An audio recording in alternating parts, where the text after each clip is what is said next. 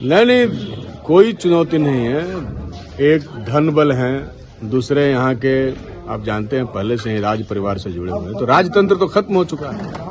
अब राजा का बेटा राजा नहीं बनेगा, यही तो लोकतंत्र का मुख्य आधार है।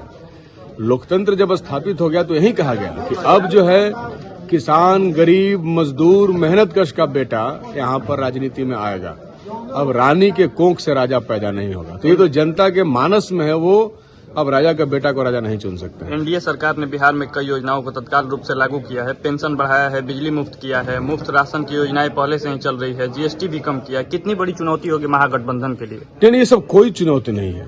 5 वर्षों से इन सारे मुद्दों पर, पेंशन के मुद्दे पर, महंगाई के मुद्दे पर या अन्य मुद्दों पर हम लोग लड़ते आ रहे हैं। तो ये तो सरकार के खिलाफ एक बहुत बड़ा माहौल था राज्य में कि भाई इस बार कैसे जाएंगे जनता से बात करने के लिए। इसीलिए हमने जब घोषणा किया कि हमारी सरकार बनेगी महागठबंधन की, तो हम वृद्ध, विधवा और दिव्यांगों को 1500 रुपया देंगे।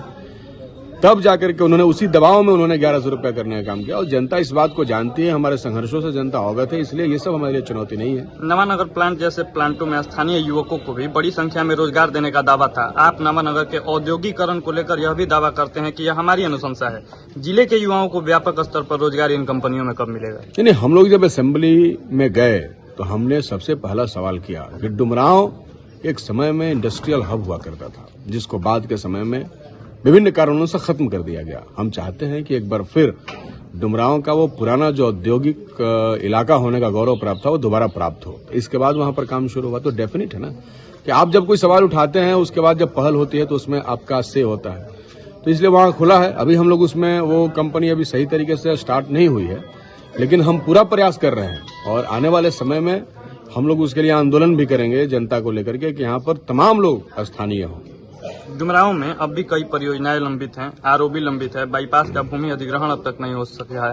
क्या तैयारी रहेगी इस बार, किस प्रकार? देखिए, एनडीए सरकार की धीमी गति से क्रियान्वयन की वजह से ये सारी परियोजनाएं लंबित है। आपको मालूम होना चाहिए कि आपने जिन जिन परियोजनाओं का नाम लिया, इन सभी परियोजनाओं को स्वीकृत कराने में मेरा बहुत ही अहम योगदान रहा है। और पिछले 5 वर्षों से लगातार हर मोर्चे पर, चाहे वो जिला अधिकारी के यहाँ दिशा की मीटिंग हो या किसी मंत्री के आगमन, मुख्यमंत्री के आगमन के समय में मीटिंग हो या असेंबली का सेशन हो, हमने हर फ्रंट पे इस सवाल को उठाया है कि इसको तेजी के साथ किया जाए। लेकिन यहाँ के अधिकारियों और सरकार की लापरवाही और उदासीनता की वजह से ये धीमी गति में है। लेकिन हम लोग लगातार प्रयासरत हैं। आने वाले समय में हम लोग तेजी के साथ इसके क्रियान्वयन को आगे बढ़ाएंगे। ठीक, धन्यवाद।